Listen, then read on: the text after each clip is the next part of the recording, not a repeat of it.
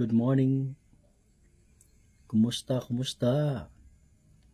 Andito naman sila Kwatserong Bisaya at magkukomento na naman tayo sa mga nangyari sa ating lipunan. Paiba-iba yung location natin guys kasi La Kwatsero nga tayo, di ba? Kaya paiba-iba yung location natin. Minsan nasa magandang lugar, minsan nasa normal lang na lugar, yung katamtaman lang. Ganun ang La Kwatsero. Ito guys, meron tayong pag-uusapan na trending. Ito yung pagkikita at pag-uusap ni Trump at ni BBM. So tingnan natin guys kung gaano binula ni Trump si BBM. Talagang ito si Trump, ito yung hustler wise na tao. Diba? Negosyante kasi guys.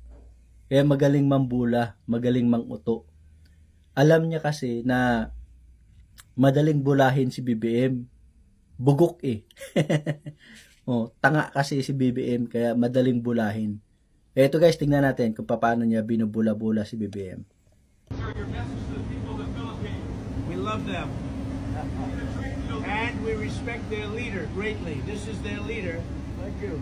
And he's very tough on negotiating, but that's okay. It'll work out.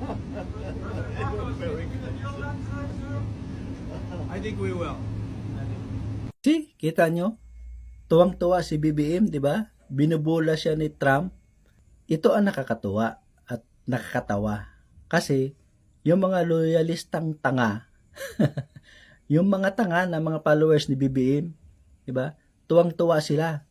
Tuwang-tuwa sila na binubula ni Trump si BBM. So, sa kabila ng pambubula ni Trump kay BBM at sa mga ibang government officials na nasa Amerika ngayon, at tuwang-tuwa pa yung mga loyalistang tanga sa nakita nila, no? Kung paano trinit ni Trump si BBM, kung paano binula. Actually, binubula yun ganun yung mga expert, ganun yung mga bolero Talagang kukunin yung loob mo ng husto para maniwala ka sa kanya. Pero may kapalit yan. Di ba? There is no need, in a sense, to balance, as you characterize it, to balance our relationship between the United States and China, simply because our foreign policy is an independent one, and we are. Halata mo talagang kinokontrol ni Trump si BBM guys, no? Kasi ingat na ingat si BBM sa kanya mga pinagsasabi. Tinitigan talaga siya ni Trump ng husto. Daw siya mag-deliver ng kanya mga pinagsasalita, nakatitig si Trump sa kanya. Di ba? Pinalandakan niya pa sa buong mundo na we have independent foreign policy. Sana yung pagka-independent mo kung nagiging sunod-sunuran ka ng Amerika, BBM. So paano ko guys nasabi na nagiging sunod-sunuran si BBM sa Amerika? Ito guys, pakinggan natin yung kanyang statement.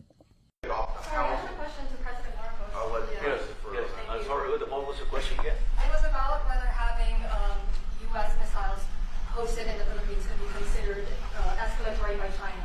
All of what we consider part of the modernization of the Philippine military. Hindi totoo yan. Bola lang yan. The Philippine military is really as a response to the circumstances that surround the situation around the South China Sea and now what we used to refer to as Asia Pacific, which we have expanded now to the Indo-Pacific. And if we would certainly, like in any kind of military spending, we would wish that it wasn't necessary, but it is.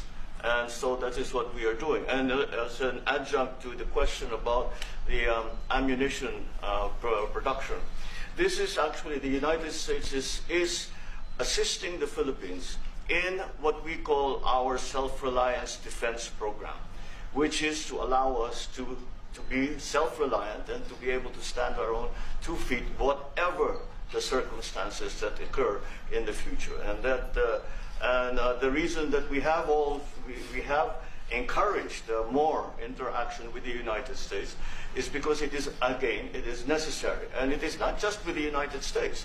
It is with all our neighboring countries and even countries as far afield as the Scandinavian countries, the EU. And so this is an ongoing process. And again, I will stress the point that we do this because we feel it is necessary. Alam nyo mga kababayan, alam mo BBM, kung gusto mo mabawasan yung tension dyan sa West Philippine Sea or sa South China Sea, no? Tanggalin mo yung EDCA site ng Amerika dito sa Pilipinas. Tandaan mo, meron tayong Siam na EDCA site nandito sa Pilipinas. Tapos ang plano ng US, gusto niya pang i-expand ang military base. Yung pagkakaroon natin ng missile at balak ng Amerika na magpatayo ng ammunition factory dito sa Pilipinas, huwag mong sabihin na part yan ng military or Philippine military modernization. Kasi hindi tayo ang makinabang yan. Amerika ang makinabang. Diba? Nandoon yan sa kasunduan nila Gibo sa defense. Nandoon yan sa kasunduan nila. Kaya ang balak ng Amerika na magpatayo ng factory ng bala dito sa Pilipinas kasi nagkulang sila sa supply sa Indo-Pacific. Oh. Tapos sabihin mo na part yan siya ng military modernization. Anong klaseng pangulo ka ng bansang Pilipinas kung ipapahamak mo yung mga mamamayan mo? Di ba? Oh. Tuwang-tuwa ka ngayon kasi pinipraise ka ni Trump. Binubula ka ni Trump. Oh. Okay lang sa inyo kasi mga mayayaman kayo. Pag magkaroon na ng gera ang China at saka Pilipinas, kayo lalayas lang kayo dito sa Pilipinas. Oh, pero ang magiging frontline niyan, yung mga ordinaryo mamamayang Pilipino. Ganon yan. Kaya yung sinasabi ni Trump na mahal mo ang Pilipinas, hindi mo mahal ang bansang Pilipinas, gago. Oh, makasarili ka. Kalain nyo yun, di ba? Sa kabila ng pakikisama ng Pilipinas sa Amerika, nagkaroon na tayo ng EDCA site sa Pilipinas. Nagkaroon na ng Visiting Forces Agreement. Oh. Tapos ngayon, papatawan pa tayo ng tariff ng 19%.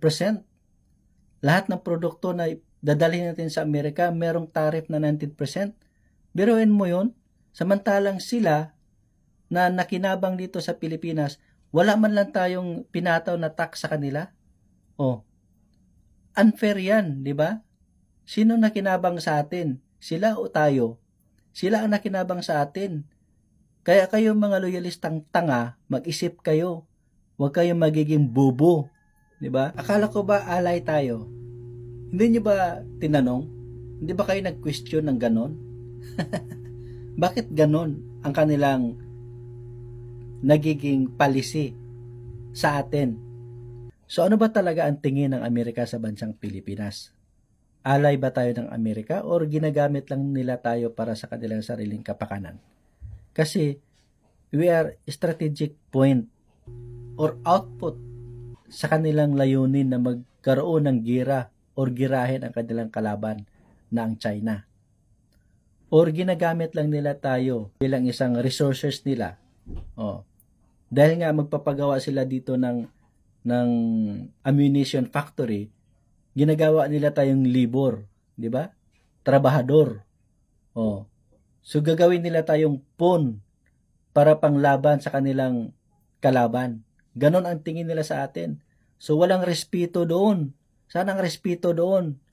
Ginagago ka ng US, BBM, alam mo ba yon? Kagwang ka. Ang masaklap nito guys, kasi after all sa colonization ng bansang Amerika sa Pilipinas, ilang years na nakalipas, ang mga leader natin hindi pa pala nakapag-stand. Oh, di ba? Sa papel lang pala yan, guys. Sa papel lang yung sinasabi nilang independent. Pero ang totoo yan, ang mga leaders natin, sunod-sunuran pa rin sa bansang Amerika. Di ba? Mga kagwang itong mga to, binubola lang tayo. Kaya sakto talaga si Pangulong Duterte, 'di ba? Si Pangulong Duterte lang talaga ang merong independent foreign policy na talagang nag-stand sa sarili niya mga paa.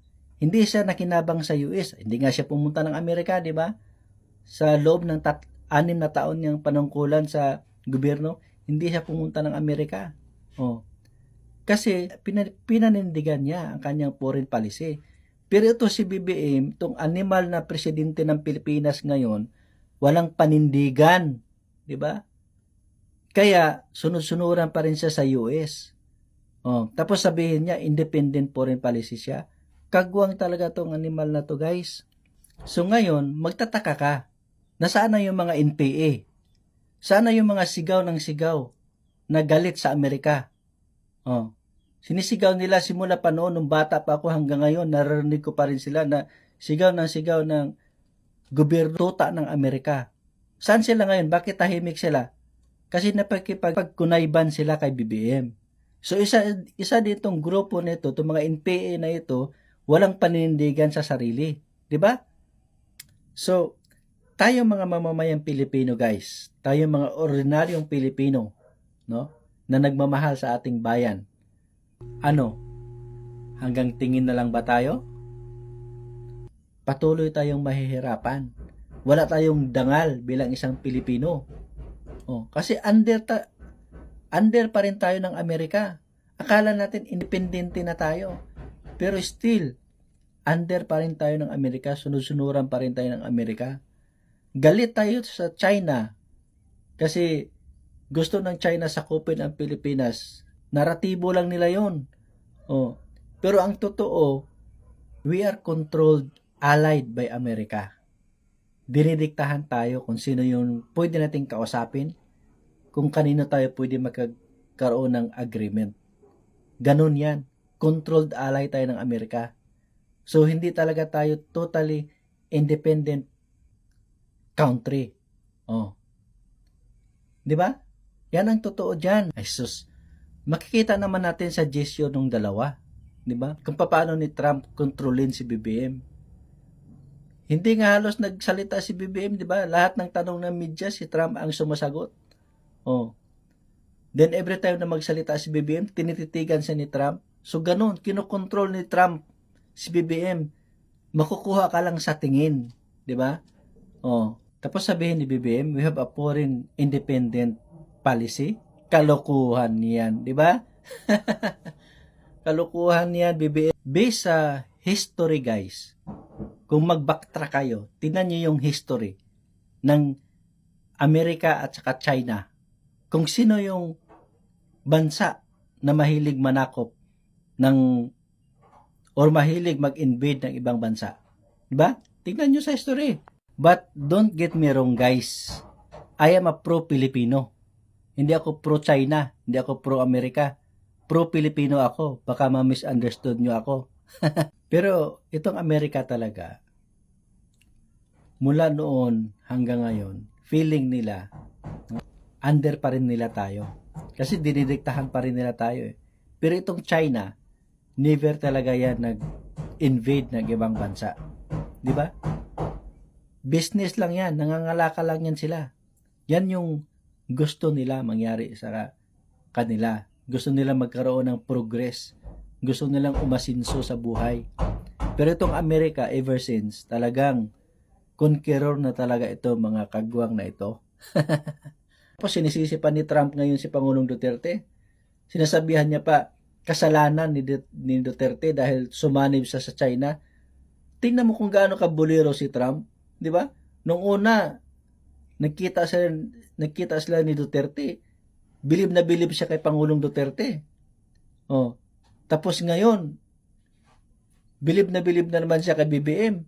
So wala talaga din itong panindigan si Trump. Talaga sa kanya, business lang din yan sa kanya. Kasi dati, hindi siya nakinabang kay Duterte eh. Ngayon, kasi gusto pa nga ni Duterte paalisin lahat ng mga military base dito sa Pilipinas, di ba? Kasi gusto nga ni Pangulong Duterte impose ang kanyang foreign policy. Ito si BBM, malaki ang pakinabang ni Trump nito. Oh. Kaya binubula niya ito si BBM. Oh, di ba? Kaya tayo guys, mga ordinaryong mamamayang Pilipino, manindigan tayo, ipaglaban natin yung tama. 'Di ba? Para sa ating soberenya ng bansa, para magkaroon man lang tayo ng dangal. Wala nang dangal ang Pilipinas ngayon guys eh. Kasi ang pangulo natin bangag. Oh, yan ang totoo. 'Di ba? So, anyway, hanggang dito na lang ako guys. Maraming salamat. Thank you so much for watching. This is Lakwatsyon Bisaya. Ingat kayo parati. Bye-bye.